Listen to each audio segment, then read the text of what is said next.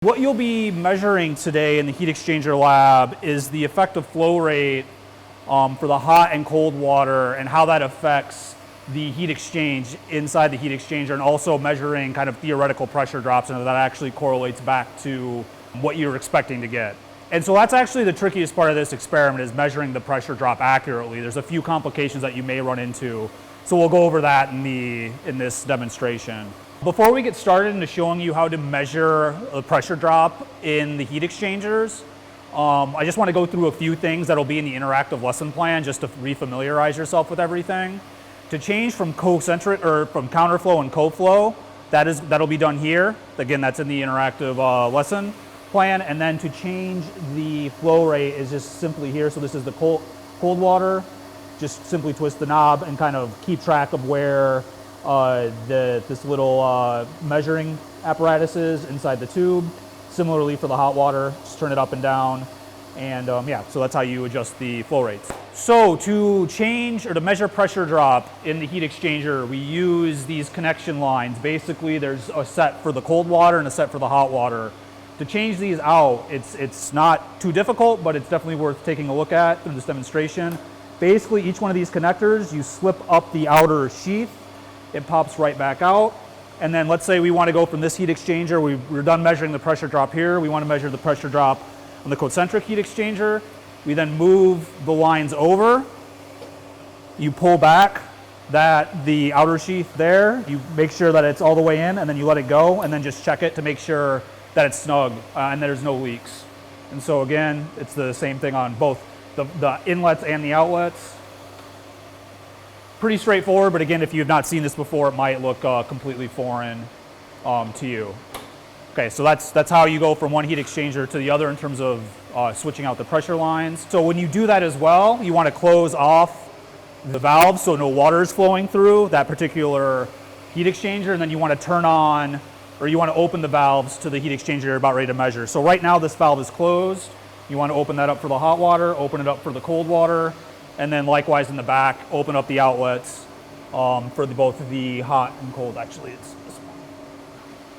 And that's how you do that. Okay, so now what we're going to do is we're going to show you a issue that you may have when you're doing your pressure drop measurements with air bubbles getting in the lines. Now, if this happens, there'll be somebody in the lab to help you out with it in case you're not 100% sure what to do. And if you don't know what to do, please ask, because we don't want water spraying all over the lab. But we'll go ahead and set that up for you on the heat exchanger, the shell and tube heat exchanger on the far left. So let's move the lines back. So let's close these guys again, and we'll move it back over that way. So close this, close that, and then grab that one.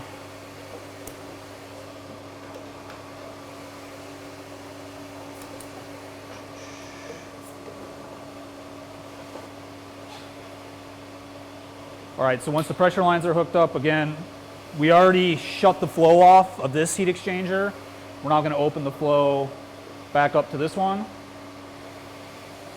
And what you'll notice, for example, this is clearly evident right here, is that you get large air bubbles in your pressure drop lines. And if the pressure drop lines aren't full with water, you're not going to get an accurate measure of the pressure drop across the heat exchanger. So to do that, you can bleed out the air bubbles that are in the lines either through this, opening up the valves on this end, or opening up the valves over here on this end. And we'll show you how this works over there. All right, so again, there's air bubbles in the line right now. To clear those out, you have to play around with the pressure inside the line. So one of the tricks is to open up the area where it's measuring the pressure drop. So if you can go ahead and do that right now.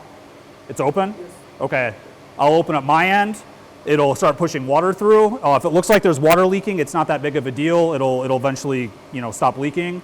And now you can see that there's no bubbles in the line at this point. So now you can effectively do an accurate pressure drop measurement. So when you're done doing that, close that off so you're not spilling all the water out that way. And then the other trick that we did is we closed the outflow of the cold water. So you're going to want to open that back up. And then you should be fine in terms of having no bubbles in your lines. So let's just double check that. It looks like we're okay there. There's some bubbles in that one. Do we want to just clear that out real quick? Anytime there's a bubble in the line, all you do, open that guy up, and then I'll open this up, and it just pushes everything right out.